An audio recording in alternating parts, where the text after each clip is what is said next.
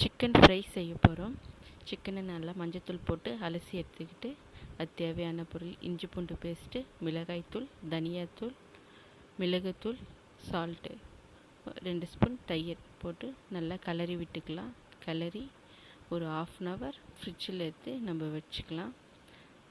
வச்சுட்டு அதுக்கப்புறம் நம்ம கடாயில் எண்ணெய் ஊற்றி ஹீட் ஆன பிறகு பக்கத்தில் கார்ன்ஃப்ளவர் மாவு வச்சுக்கலாம். அந்த சிக்கனை கார்ன்ஃப்ளவரில் நல்லா பிரட்டி எடுத்து போட்டுக்கலாம். அப்போ தான் மசாலாலாம் பிரிஞ்சு வராது. அதுக்காக தான் கார்ன்ஃப்ளவர் மாவு சேர்த்துக்கிறோம். எல்லாத்தையும் போட்டு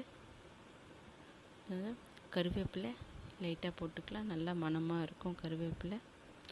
இந்த மெத்தடில் நீங்கள் செஞ்சு பாருங்கள், நல்லா டேஸ்ட்டாக இருக்கும். நல்லா பொரிஞ்சதும் நல்லா திருப்பி விட்டுக்கணும். மிதமான சூட்லேயே பொரித்து எடுக்கணும். அதிகமான ஸ்பீட் வைக்கக்கூடாது. நல்லா கிளறி விட்டு பொரிஞ்சதும் எடுத்துக்கலாம்.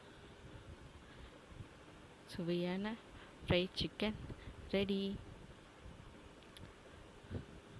லைக் பண்ணுங்கள், ஷேர் பண்ணுங்கள், கமெண்ட் பண்ணுங்கள். தேங்க்யூ.